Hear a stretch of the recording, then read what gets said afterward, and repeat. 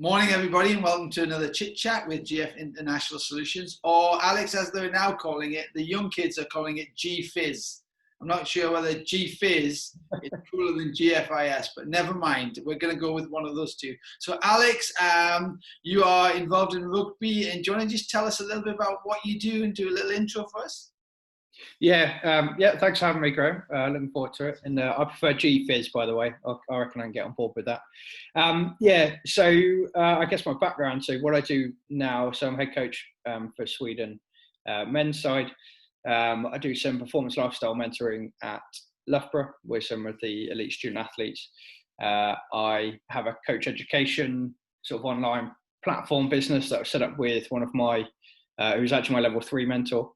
And then I work in inclusive sport as a deputy CEO for an inclusive sports charity called Power to Inspire. Fab. Should we start with the Loughborough connection? Because we've had this conversation about purple before, haven't we? And I always have to be careful now working at Durham that I don't get my palatinids and my African violets messed up. Loughborough. I went to Loughborough and that's where I started my coaching. So I went and studied there initially, and I was playing rugby. I was distinctly average at rugby itself, but I also picked up a number of injuries, and I was really lucky. There was a program called the Boost Charitable Trust who were running a sort of coach education project where they were developing students, sending them out into inner city schools, in sort of like inner city Leicester schools, running various projects. And so they were developing us, so paying for sort of coaching badges and CPD, and using the university to do that. So the rugby club to support that sort of element. So I jumped on with that pretty much straight away in my first sort of couple of weeks at the university, and that pretty much took over my undergrad. So I studied psychology as my undergrad, but I did a significant amount of rugby coaching. Took over. I coached the women's side there. So initially the sort of freshers, beginners introduction to rugby in my first year, and I took over coaching the Bucks club and the town club as well. So there was a link before it turned to Loughborough Lightning. There was a link with the town. So 3 years there, and then as I graduated, I thought, I don't know what I want to do. And the role came up to sort of run the sort of operations of the rugby club and to run the Boost project. It's a sort of like club and coach coordinator role. So I took on that job and did a master's in sports coaching sort of part-time alongside that. So did that for another 3 years. Then in 2012 moved over to sort of head of rugby at an independent school, which I finished in September. So did that for 8 years. But a couple of years ago, I kind of always kept my eye back in at Loughborough and decided I thought I'd like to go back. It's such an amazing place. I won't make a comparison with Durham because I'm not allowed to. But it's an amazing place, and I thought, the opportunity to do some performance lifestyle mentoring came up. So I've been doing that for 2 years now, including the sort of anti-doping stuff as well. Brilliant. And I don't want to kind of pinch any of the Loughborough staff, but there is a head of women's rugby coaching job available at Durham at the moment. But no.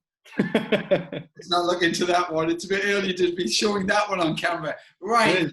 I want to kind of quickly go through them with you on that, just on what you've just said to me. One is injuries. On the Chit Chats, we've done quite a few, we've had quite a few conversations about athletes and players being injured, but also coaches who were players getting injured and moving into coaching as well. And it feels like that Lethal Weapon sketch from the 80s. I'm not sure whether you've seen the movie Lethal Weapon, when they're both comparing their injuries. So should we have a little go and see how we do? 2 rotator cuff shoulder ops. Nice. Well, I didn't end up with any ops in the end.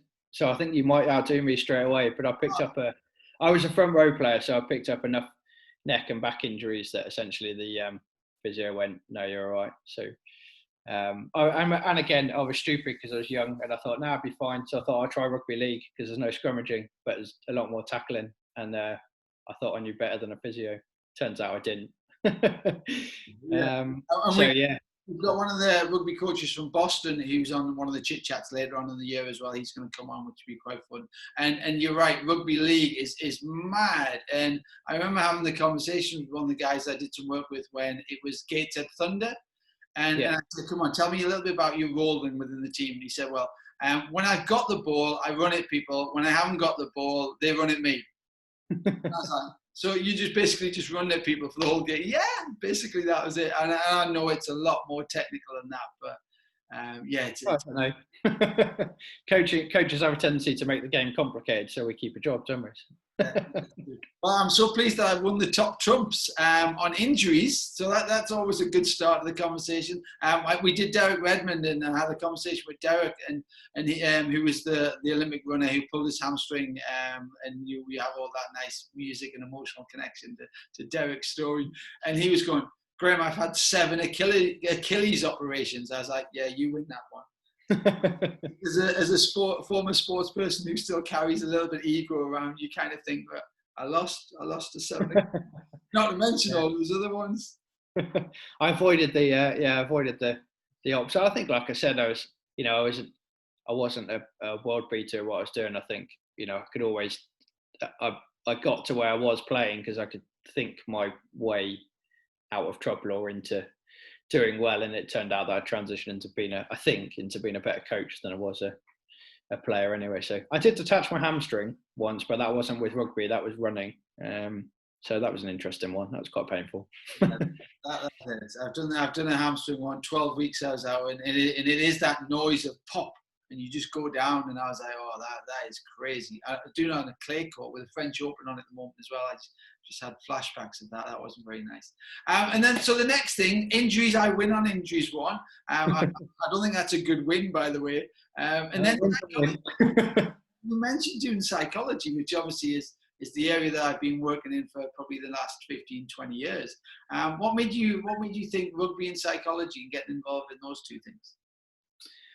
I mean, psychology always fascinates me. I think there's an element of it is part of kind of, I guess I was always fascinated in it. And I think it was one of those where, I mean, you can't see because I'm sat down, but, as a rugby player, I'm not particularly big. I'm 5'9", 5'10", something like, depends how much I've had to drink and depends how tall I get. But so, it's a little bit smaller.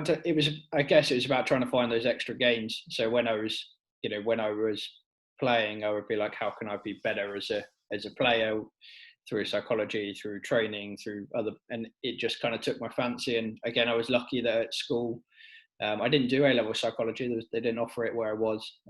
But one of the teachers the sociology teachers was big into psychology. So we kind of did a lot of kind of extra stuff there in terms of understanding that. And then, I guess once I started coaching, I kind of thought it was really obvious, the crossovers. And again, the benefit of going to Loughborough is that the course, there was a lot of the options were around sports psychology. So I kind of followed my passion there, so it was a combination of interest and passion. Then I saw the benefits of it, in terms of like either myself or with individuals. People react differently. Everyone's an individual, aren't they? And that's a massive part of coaching, and psychology, I think, is a really big part of that as well, if that makes sense. I think I've rambled a bit. But Yeah, absolutely. And you've got Dr. Chris Harwood there, who's a really good friend of mine. Me and Chris played tennis together, in juniors and seniors over the years, and together when I was at Loughborough.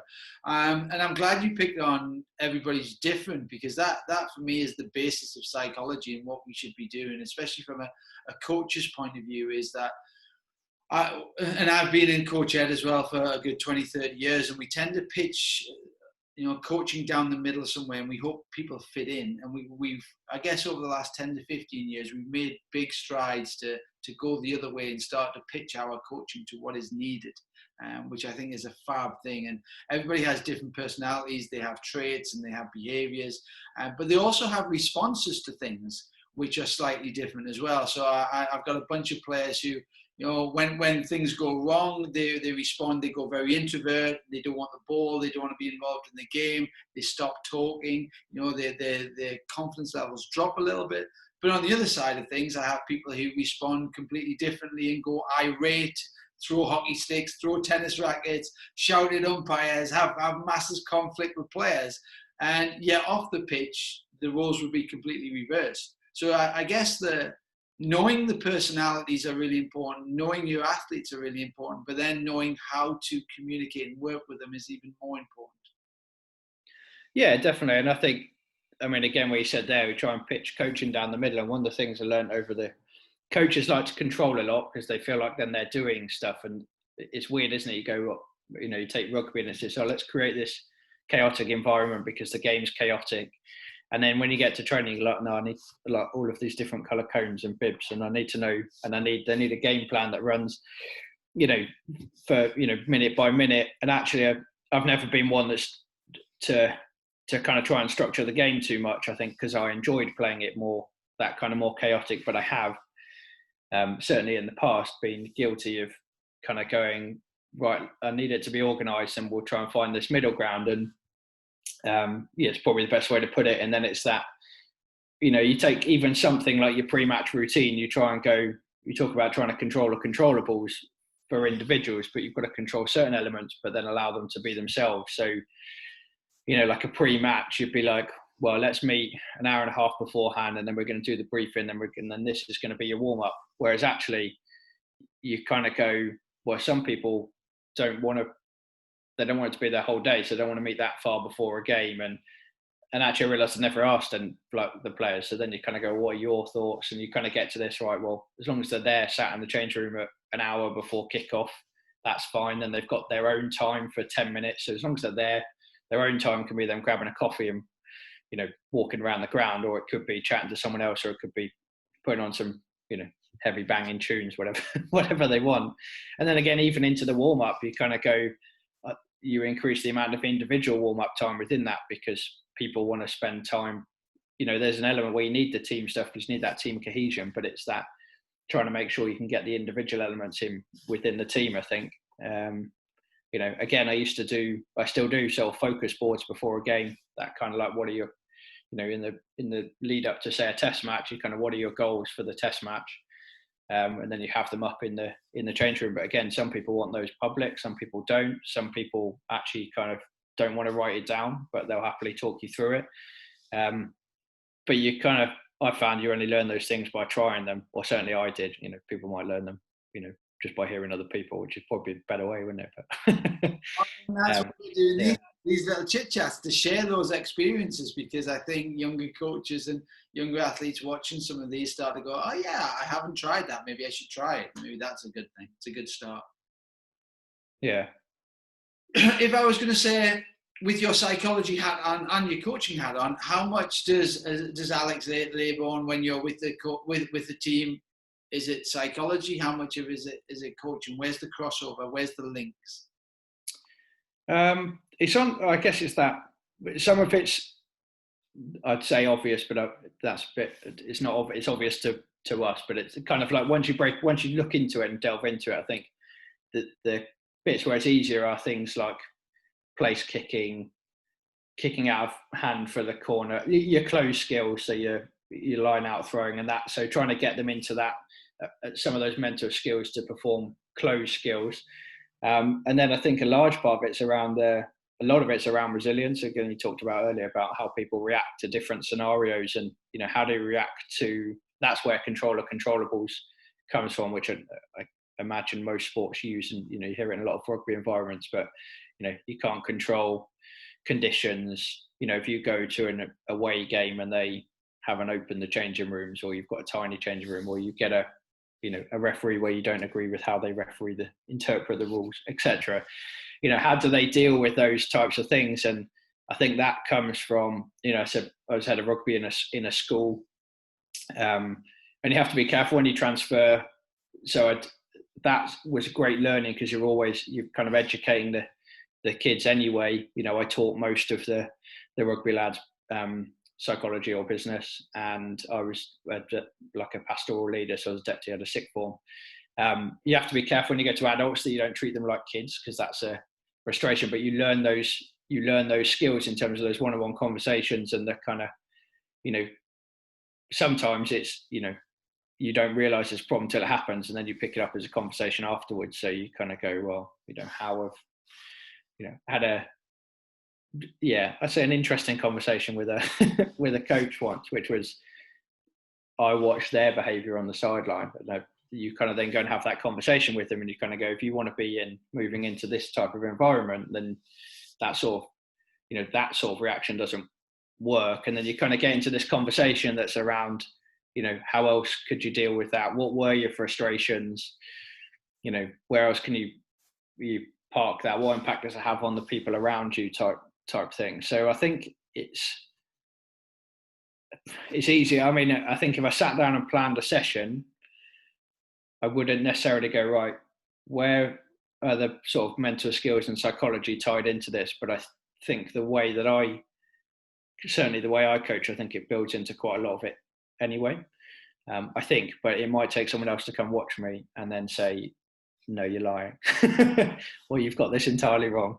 But I think that's the way. I think for me, I guess, having studied it and it being part of kind of what I've done, and it was part of my coach development, I guess it's kind of, I almost feel it's more natural for me to put it in there, if that makes sense.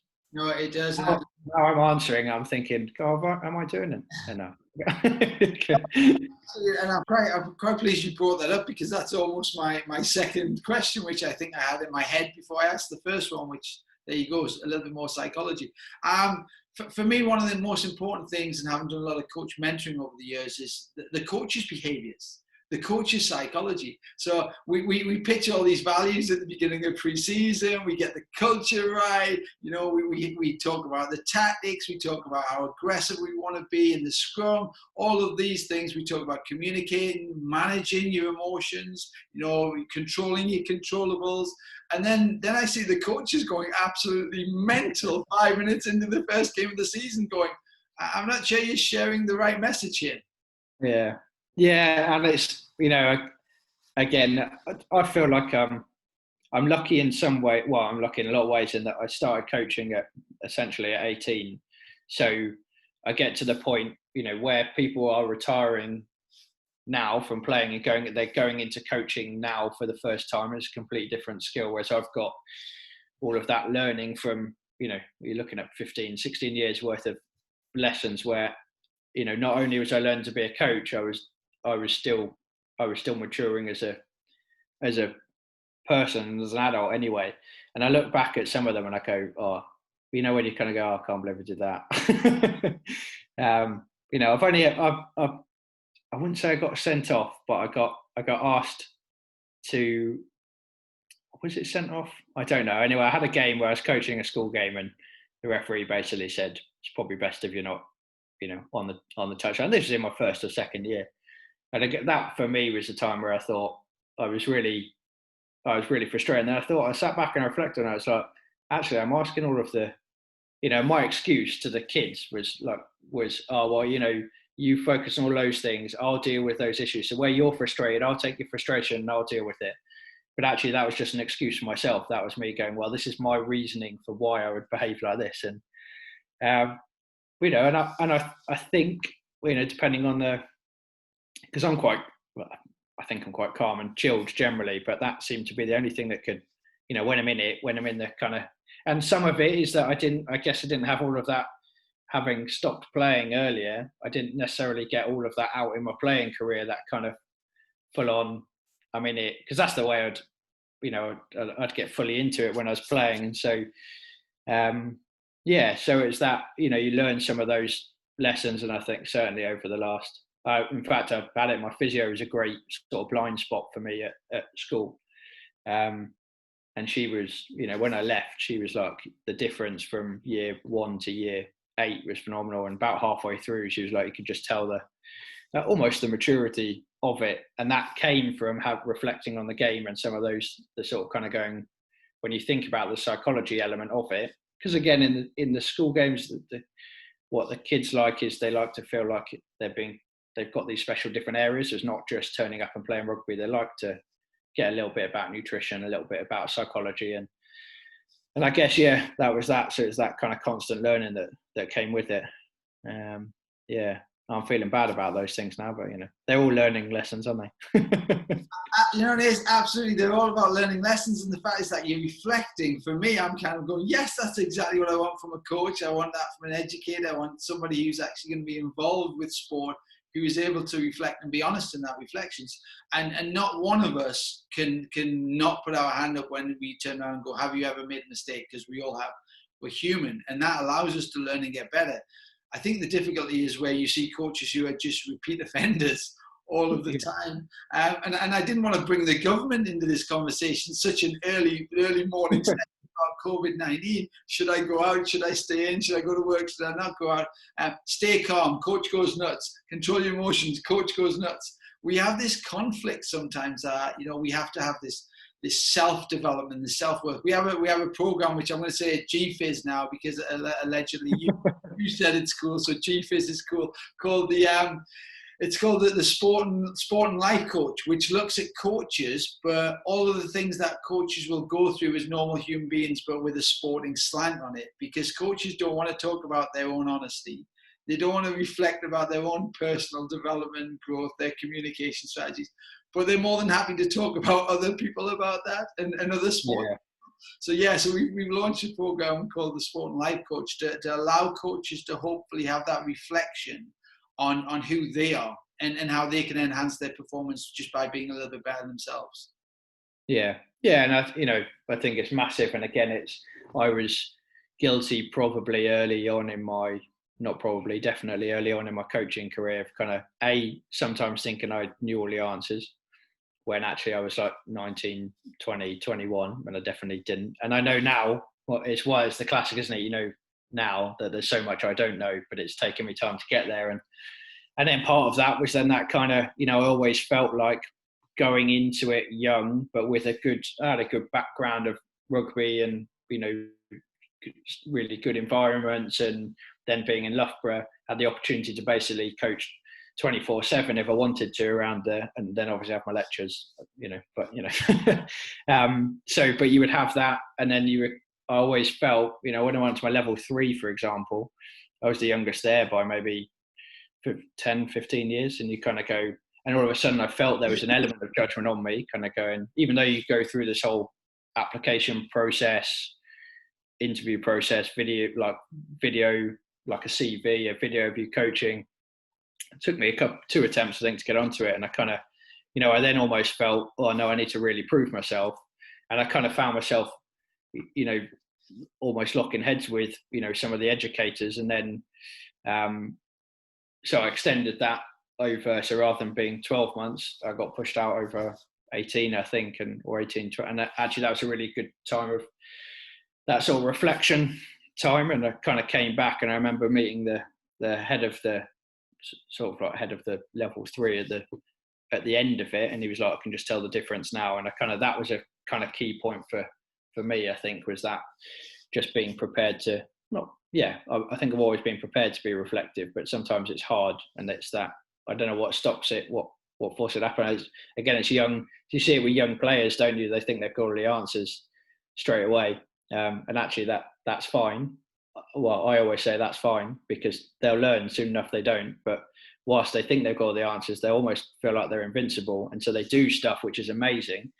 And then when they realize they're not invincible, they're like, well, I can still do that amazing stuff, but also I can learn quite a lot from X, Y, Z as you go through. So obviously not everyone's like that, because like we said, they're all different. Some people come in and they've always been in environments which are really reflective, and that, that's the type of where they are.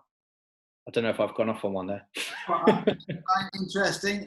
Always interesting in terms of finding out different tracks and different trains of thought as well. I wanted to kind of pull you back with rugby and the psychology stuff, just based on my experience with rugby over the last 20, 30 years has been that I've seen some phenomenal athletes who've come in and had individual one-to-one sessions. I've done the odd sort of group session and train session. So I did a little bit of work with the Falcons, obviously working with Loughborough University as well, so doing a little bit of work with those guys.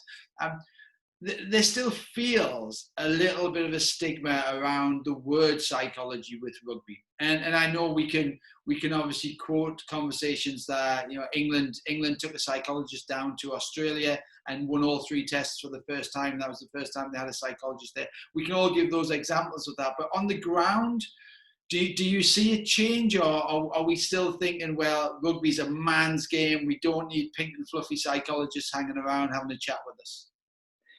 I think there is a change, but it depends on the environment.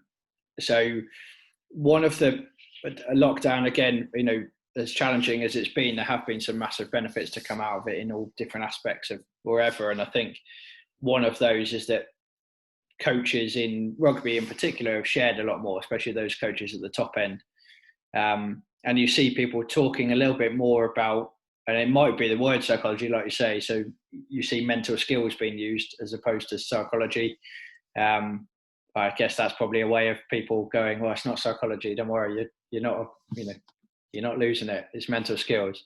But I think it's about how you integrate it, and I think it's the same as any part in a team. If you've got a strength and conditioning coach and a nutritionist and a physio and a sports psychologist, etc., you need to integrate them into your team, into your planning.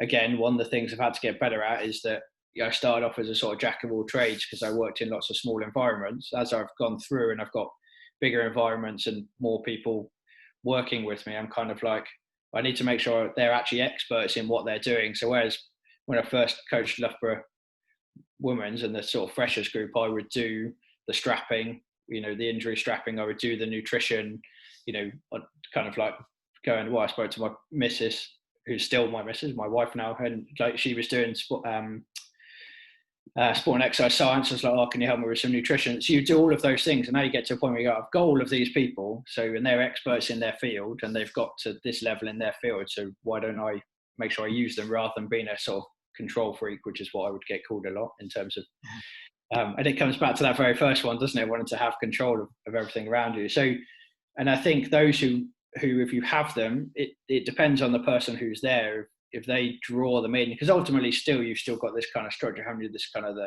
head coach has this sort of values and culture they're trying to build. Their management team is a key part of it, and it's how they pull them in and and how they're used. I know, with Sweden, for example, the way we want to play the game, our strength and conditioning is massive, and therefore if I don't integrate Darren into what we're doing, then I don't want him to feel like he's sat on the side doing, he needs to be there on the pitch working with the guys day in, day out, so he's part of that coaching team. And I think it's back to the question. I've gone away again, haven't I? Back to the question. Yes, I think it's developing, but there's still some way to go. I think it depends on the kind of people coming through, and I think the newer age of coaches coming through are more likely to use mental skills coaches, sports psychologists, more than kind of maybe people who have been in the game a little bit longer and they've found a way that works for them. It depends, doesn't it? Some people find a way that works for them and they find a level they're happy at or an environment they're happy in, and so they don't need to change because they're winning games or whatever. So I still think there's work to do. Like I said, I think there's massive value in it, and wherever I can, I would have someone in there to support in those areas. I've been lucky in that most of the coaches and guys I work with have an understanding of that side of stuff anyway, to a degree. Yeah, I keep agreeing with you, because how can I not, in the sense that it's so important to embed whatever we do in the world of mental skills coaching or psychology, performance psychology, sports psychology, NLP, whatever it is, that it needs to be embedded for the individual.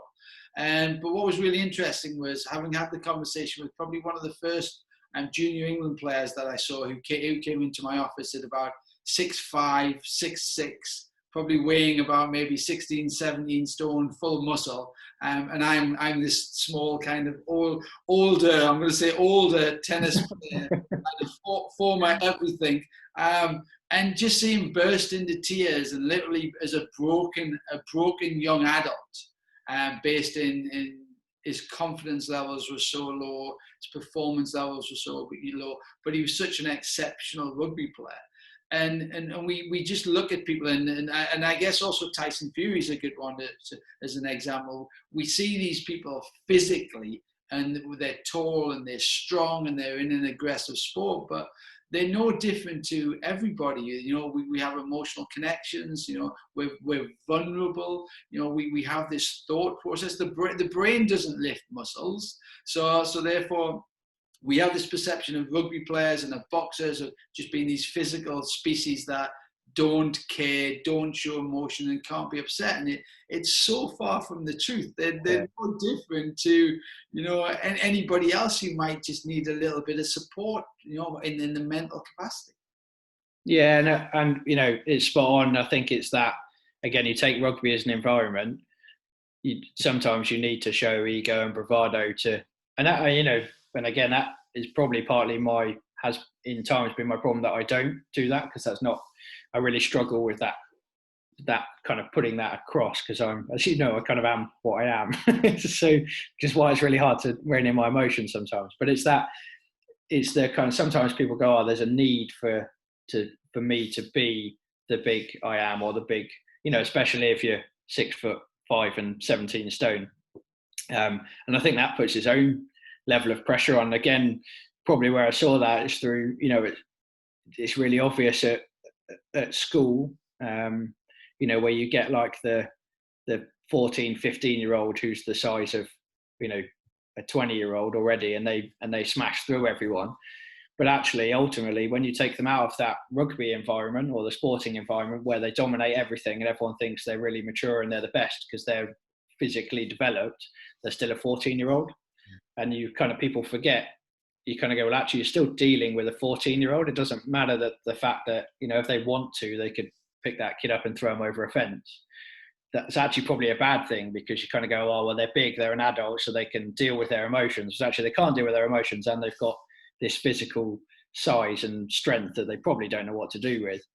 And I guess seeing that, and then back across in the men's game, and you still see that, you know, those people. And, you know, for me, I was always one as well. I needed reinforcement a lot of the time. And so when I look around, I often see those people, because I guess it's easier to reflect, isn't it? When you look back and you see where your gaps have been, you kind of go, well, actually, yeah, they might be a massive number 8, but they still need that positive reinforcement. And that's what's going to get the best out of them. Some people need challenging and going, yeah, I think you're great, but you could still do X, Y, Z better. And others they need that's fantastic, or don't worry about it today, it's fine, we'll pick up on it next week or another time. And they don't want that conversation then.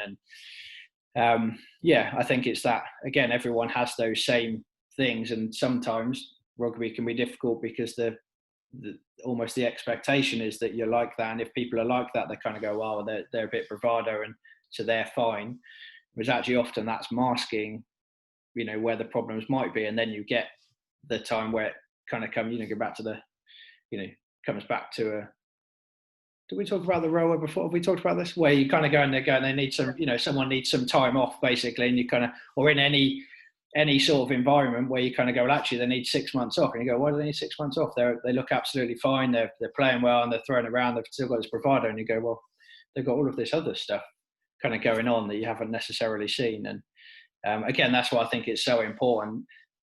Is why I love the performance lifestyle mentoring, because you get an understanding of them across everything they're doing. You know, and you can see all of the different areas, and you kind of go, you know, if you had as a coach, if you saw all of that a lot of the time, you'd be able to go, oh, hang on, but they've got like 5 hand-ins coming in and they're really bad at time management. So, you know, yes, I can teach them to be better at time management, but that's not a fix. I can't fix their time management in a week. I can help them and support them, but ultimately I may well still need to give them leeway for the next 3-4 months until they get it together and work out what works for them. Because that, I think I've gone off on a tangent again. It's always fine. I'm no different. We can work out your personality traits based on how many tangents you fly up on. 2 things for those people who are listening. The rowing conversation took place prior to our Zoom. But it was basically on the premise of that, the fact that if you're struggling mentally, whatever it may be, whether it's confidence, whether it's emotions, whatever it is, you need to have that time out. And there's no difference between having a mental injury timeout than a physical injury timeout. They're the same thing for me as well. So that was really interesting in terms of picking that concept up. But also you mentioned about masking, and I love that because athletes / sports people, because we have to tie them together. Some people go, I'm not a sports person, I'm an athlete.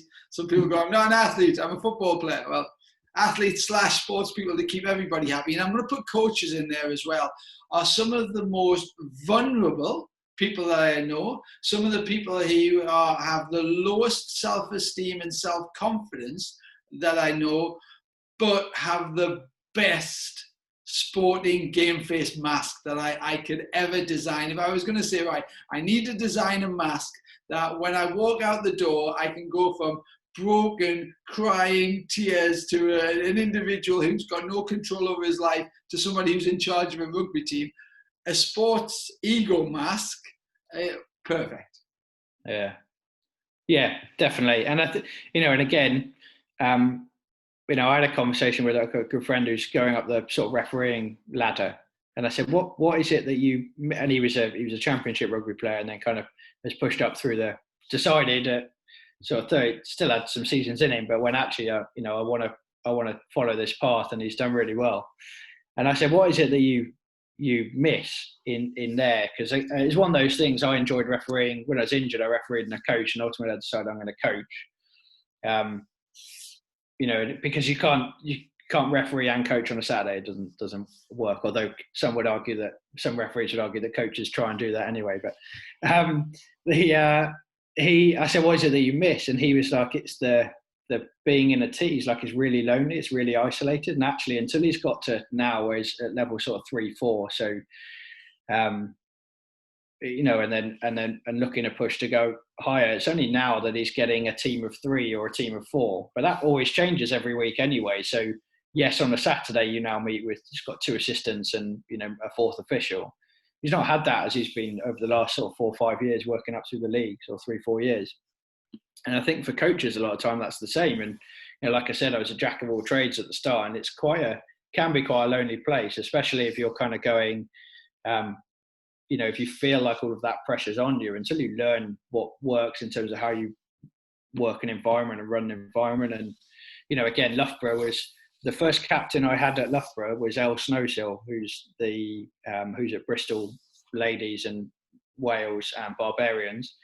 And she's amazing. And I remember the challenge she put on me as a coach, that probably accelerated my development, 2, 3, 4, 5 years ahead, because she was in all these other environments challenging me, and I was going away, and it'd be the same thing. I'd get in and be like, "Oh, I can't do this. I don't know what I'm doing." And then you would spend time, and that forced me to go and learn and go and speak to people and find people. And that's where I thought, where can I get the extra gains?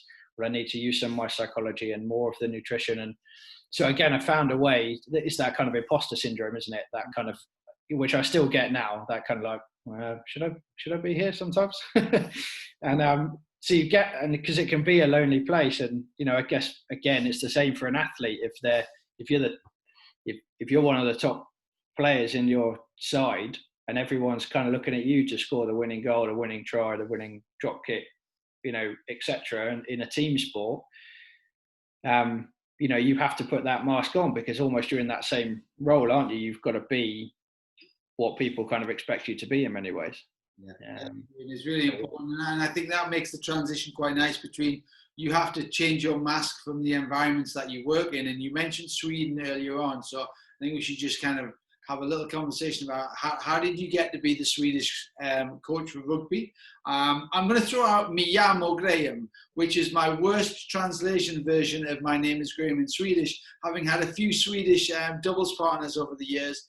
That's probably the only one polite thing they've actually taught me. Everything else was just an excuse not to get a code violation in the States. Yeah. No, I've learned. I'm trying. I've got my one of the players actually sent me a sort of language app, but it's quite a funny one based around dinosaurs. But I can't get over the dinosaur stories at the moment before learning. So hold on a second, Alex. Are you just saying that there's a lot of dinosaurs as coaches in the world of rugby? Is that what you said there? I would never say such a thing. Depends how you cut the recording. Yeah, I told you there's no cuts. So yeah, there's to be fair though, there's a lot of dinosaurs in the world of sport still. Yeah. I think we've made massive transitions over the last 10 to 15 years. We've got some brilliant coaches out there, but you're still probably too young to remember the movie Kess with, I think it was Brian. Yeah. There's still a few of those people out there, unfortunately. Yeah, I still come across them. I get the odd mentoring gig where they go, Graham, can you come and watch me? And I'm like, oh my God, I've just been transferred all the way back to Sheffield, 1970s. Yeah. Yeah, well, you see that, and certainly saw that in teaching as well. You'd see those, the teachers who are coaching in the same, and it's maybe not their main thing, is it? Is they're probably a maths teacher or a history teacher or whatever. But yeah, no, it's I think changes are happening, and I guess back to the question on the Sweden. So before we get in trouble and get coaches going, I'm not a dinosaur. The Sweden thing was. Well, it's fascinating. It kind of came, I guess you have to go back to the Loughborough stuff at 18. So when I was doing that, the Boost Project ran a international coach exchange. So in the summer, you could apply to go on this coach exchange. So you would go as a pair, so there were 3 pairs, there's 6 of us. So you go out for 6 to 8 weeks to a country. And then they would, with the project itself, so Boost is building on Overlooked Sporting Talents, you would bring coaches from that country over on the return during the academic year, and you would put them up, or they'd be in a student house or in a halls, and they would be over for sort of 4 weeks, and they would do like their coaching badges, refereeing badges. You'd take them out coaching with you. You do a lot of cultural stuff with them. The idea was then they would go back and cascade that, and then the next year's cycle of coaches going out would go and they would work with them. So it's really good, again, as a young coach, you're going out and you're doing some mentoring with these guys who often, they would have developed as, they would have got into rugby because their kid enjoyed rugby or they'd seen it on TV. And so actually their route in, they'd picked it up really late on. So that was quite interesting. And I was lucky. I applied in my first year. I went to Guyana. No, I didn't go to Guyana in the first year. I went to Barbados for, which is obviously a bit more developed. But I was lucky in that I had this 6-week placement, but they also had 4 weeks of summer camps that they were running. So I ended up going out for 10 weeks, 10, 11 weeks. Okay. And the summer camps, initially they're a little bit more kind of relaxed. They're in the same sort of area, but they had like an ex-pro in each. So Jason Leonard, Chris Sheesby, Andy Good. I beat Andy Good at kicking golf. I've got a photo of the result of that. So, but then it turns out I played him the next day, and when he'd probably let me win because I went, I'm going to beat you again. And he put this, 80-meter driving spiral into the tree, which was the hole, and I was like, I think he might have let me win yesterday. But he had those, so that was quite nice to kind of pick the brains of them a little bit because you spend time with them, and then you'd have this, the actual exchange. You'd be working with the coaches, going around the school. So I had that. So again, that was 24/7 coaching for, in the break between my first and second year. Then I was doing Leicester Tigers summer camps, where they were recruiting coaches to work with their head coaches. And again, you learn from the other coaches around. There are a lot of schoolmasters, some of the academy players. So again, any of those holidays I was coaching. Then in between my second and third year, I went to Guyana for 6 weeks, which was unbelievable. And then when I took over running the project, it was I went to Zambia as part of which Durham did as well, as part of the Ideals project as a staff member. And I came back, and at the time there was this kind of pot of money to develop a project. And I was like, well, I've got this model of the rugby coach exchange. Why don't we take that model and use this money and run it in Zambia as well? So the exchange was just the West Indies. So initially, and so we added Zambia. So then I went out and set that up for 3 weeks, and then I went out for another 4 weeks. So I spent time in that environment again during that exchange, and I worked with them on their Commonwealth Games qualifiers. I worked with when Guyana came qualified for, I think it was Delhi. They ran a camp at Loughborough, and I sort of helped with some of the coaching there because I knew the coaches and the players. They were really amazing experiences. And I guess having that kind of background working in that sort of tier of that developing rugby nations, and I've always stayed in touch with them. And I think that's massive, keeping those sort of relationships alive. I went to the Sevens World Cup in San Francisco a couple of years ago, and Jamaica had qualified, and the coach who'd been over on the exchange was coaching them. So I dropped her a message, and I got backstage into their hotel to, share a couple of beers and talk to them about what they were doing, and things like that are just loads of fun. And they make it worthwhile, being involved in, well, it's worthwhile anyway, but from some of those amazing experiences. And then I guess having had that, the Sweden role came up. I worked with someone who was working with the Swedish girls under 18s, and he was talking to the performance director, and they were searching for a head coach, and the kind of, I think, just pushed my name there, sort of, maybe you should have a chat. So I got this kind of email. Initially I went, I'm not sure, because before I coached Scotland women's under 20s for 2 years when I was at the school, and that was amazing. I was working with players like, I think there's 12 of the senior side now came through that 20s program, 12 or 13, and girls like Rona Lloyd, and who's picking up quite a bit of profile at the moment. If you haven't seen her play, have a look at some of the highlights with Lightning. She's absolutely rapid. But that kind of, so when I got that, I kind of went, I'm not sure around the balance of getting it done, and whether to, because I'm doing it from here, so I travel over sort of once or twice a month for camps, either weekend camps or a bit longer. And then it turned out that one of the guys who played at Loughborough was playing for Sweden, was captaining Sweden actually. And so I gave him a call and I said, what are your thoughts? And he said, I think it'd be amazing, if you applied for it and see. So then I applied, and then I went through the kind of process, and again it kind of came from that. And then part of why, it's not the reason I left where I was as head of rugby, but part of it was like, I didn't expect them to be like massively excited, but I thought they'd be supportive that the head of rugby was now coaching Sweden. I just kind of felt this time there I needed a fresh challenge anyway, and kind of everything seemed to work, and so I went, I'm just going to go for it. And where I'm really lucky is that my wife is incredibly understanding and supportive, and she said, well, I'll back whatever you want to do. Let's sit down and think it through, and what is it that you actually want to do? And I was like, I want to do that.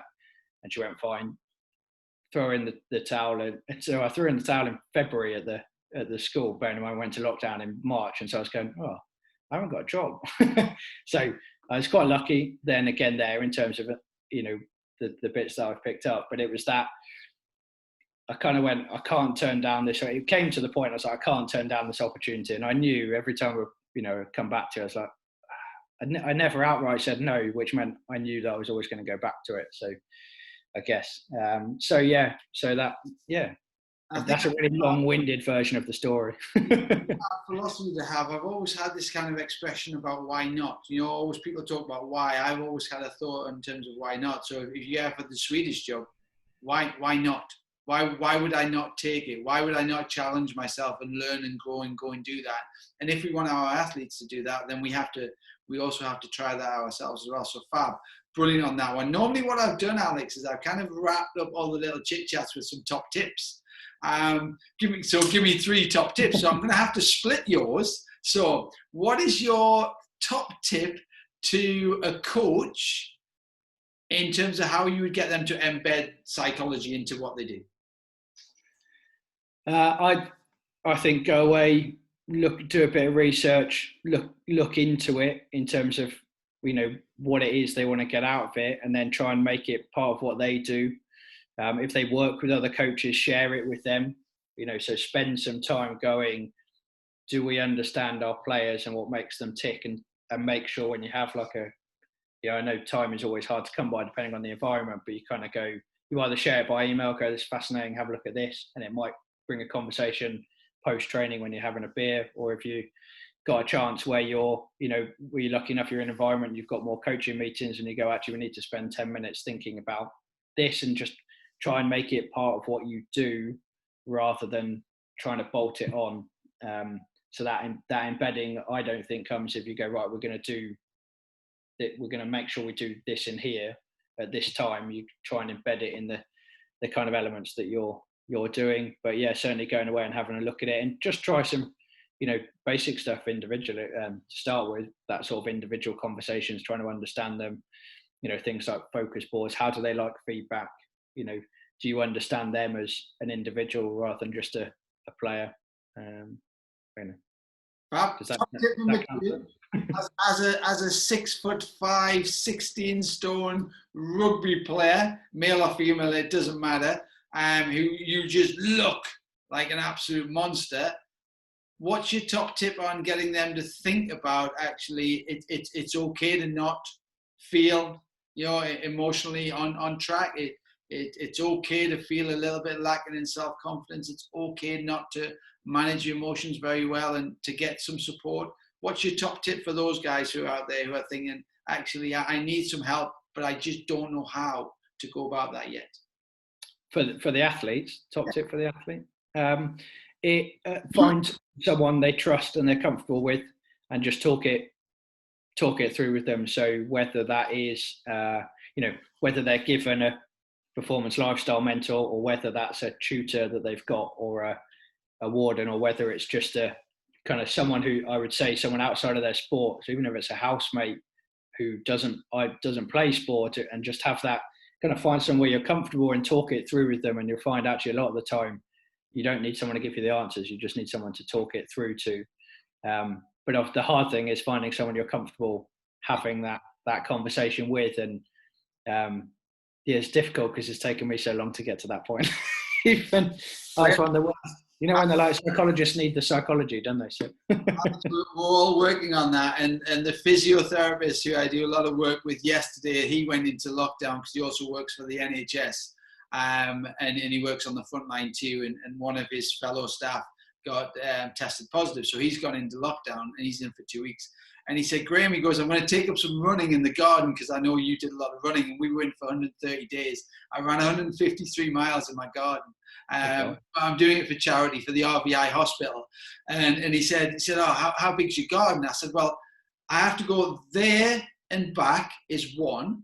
And I have to do that 70 times to do a mile. That's a mile. And he went, you're mad. You need to go and see somebody. You've got some real big problems. I was like, how can I go and see somebody? If I tell somebody else that I'm going to see somebody, why would they come and see me to help them? But yeah, you're right. We all need somebody to talk through things with. So we're all working on that trust and who can we go to? I've got 2 more. So my next one is top tip on, as a coach, how do I reflect and think about my own personality, my own psychology, in order for me to build a better environment? I think that one's a really difficult one, because if I talk from my experience, you actually have to go to some really dark places and kind of really unpick who you are. And in the past, I've done it where I kind of go, I'll have a think and I go, oh, I don't like that. I'm going to stop thinking. I'm going to go have a coffee instead. But you just need to, again, it helps if you've got someone you trust, and part of that trust is having someone that also knows that person needs to know how to give you feedback. But I think that builds the trust anyway. Kind of what's the best way for, if we're doing it and you work out how well I receive feedback. Is it being blunt, or is it, oh, have you thought about this or that? Or is it writing it down and going away and think about it? Again, I don't like stuff written down because it becomes a bit real and it's in black and white. So, but it's that, I think you have to trust yourself to reflect on it. And you don't, I don't share a lot of my reflection, with anyone, but I know it's there, and I have to take myself away. I often go for a run because I think that kind of where I reflect and I think, oh, I don't necessarily like that part about me, or then I can run it off, or amble it off is probably the best way to put it. And, but I think actually taking the time to reflect, investing in a mentor. I said before, I had Claire, my physio, who was my blind spot, and she knew when I needed to hear it and what I needed to hear and whether or not I wanted to hear it. And then even if I didn't want to hear it, if she thought I needed to hear it, she'd find a way of me getting that information. And that was a relationship that developed. I never had to say, can you be my blind spot? It just happened. It just was. And, that really helps. But other than that kind of, invite people in and say, have a look at the way I am coaching. But obviously there's all the thing which you can't ask people to necessarily see is how all of the other stuff is. And, outside of coaching, and it was I invested in a 360 when I was at Loughborough. So I got people from all different areas to kind of, feedback about how I was around the place and the type of person I was. And then I gave that to my mentor. I had a great mentor at Loughborough, Dave Morris, who kind of just helped me and that, again, I've been really lucky in so many places in that when I talk about values and culture and personal development, being at Loughborough and then having a mentor like Dave was kind of like, well, this is, I got stuff that other people haven't. Again, those things, some of those experiences accelerate your development a little bit more. When you look back at it, you kind of go, gee, I'm ahead of maybe where I would have been if I hadn't had that experience. Which is why you have to say yes to them. So yeah, you have to say yes to them, and you said yes to Sweden, and you said yes to so many things. And it's really interesting you talk about coffee there, because I was doing some work for a task the other day, and Guy was you just need to go and have a coffee with Graham and have a chat. And you know what it is? It doesn't have to be me, it doesn't have to be you, but you're right. We all need to just go and have a coffee with somebody and open up a little bit. Allow it to come out. I've got one more top tip, because I'm conscious of time, and then I want to wrap up with a little story, and then I think we're done. So my next top tip is, how did you get your wife to get you to go to Sweden? I have no chance on that one. I mean, we've been together since halfway through first year at Loughborough. So basically, we've grown up knowing what each other do, and it's that kind of, we've got an 18-month-old girl, and even then it's kind of like, we want to embed her into our life, and so make sure we still got those different elements. And to be honest with you, largely I'm still blagging it. I don't know how I'm getting away with it. One of it is, it's gifts, presents, and the promise of coming out to Sweden, and all of the glamorous places we get to go and play rugby. So I'm going to try and pick up a friendly with somewhere like the West Indies. So wrapping up our little chit chat, coaches are dinosaurs. They're good at blagging it, and they love a cup of coffee. Pretty much, yeah. I just want to finish, because talking rugby, and as you know, we've had this conversation. I'm from South Shields. I can't go without mentioning Western Rugby Club. It's a place I grew up in since I was the age of 3, but mainly from a tennis point of view, and also played rugby with them. And we've had a conversation prior regarding some of your stories at Westo. So tell me how important it is for local rugby clubs likes of Westo, especially in this current climate with limited funds and probably limited sponsorship. That the clubhouse probably hasn't had as many beers sold over the last sort of 6 months. How would you envisage them finding the resources, whether it's financially or some other way, to bring in a team? We run a program called Optimal State, which is about psychology, it's about nutrition, it's about sleep, as well as technical, tactical, physical performance, S&C, that kind of stuff. How would you envisage having that conversation with them about, guys, listen, you're doing really well technically and physically, but you need to bring the program up to a higher level? What would you do to a club like West? In terms of convincing them to invest in something like that? Top tip to get them to accelerate what they do on field needs to be encompassed by everything that they do off field as well, to take them to a higher level of performance. I think it's largely that cultural vision type stuff. Get everyone, I know you can't do it at the moment, you have to have a really big room, but you get everyone in and you kind of go, this is what we want to achieve. How do we do it? And see, again, one of the things I think is amazing is there'll be loads of people in there that have ideas. And also some of those people have those resources. Because you'd be amazed if you go, right, we want to achieve all these things. We want to offer our senior players a bit of sports psychology. We want to offer more strength and conditioning. We want to offer some nutrition. And someone will go, oh, my missus is a nutritionist. Do you want her to write some plans? And all of a sudden you go, oh, that's not going to cost me £2,000 anymore. I've got a nutritionist to do that. So kind of involving those people, but also sharing that vision and sharing that culture that you're trying to achieve. And I think that will, I think culture does in many ways precede performance, but I don't think you don't, I think it precedes like consistent long-term performance. You take, I know it's a naughty word at the moment, but you take something like Saracens. Well, I think it's just amazing. They stripped everything back. They had that day, didn't they, where they just cleared out loads of players, brought some in, then they built it in layers as they went through, and that's that consistent but it was built on that sort of culture.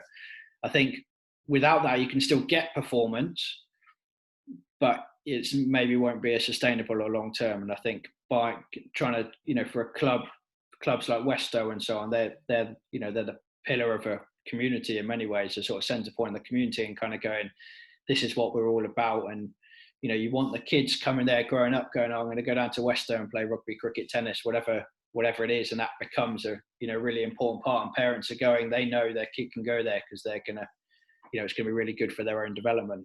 And they're going to enjoy it, and they're going to make friends, and they're going to make the right friends, type thing. I don't know if I've answered the question. Westo is that where they also produced the women's England captain as well. So I just thought that.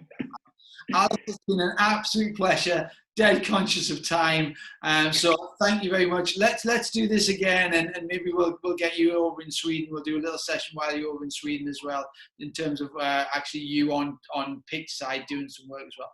But thank you very much for your chit chat. Appreciate it. It's been fun. No worries. Thanks for having me.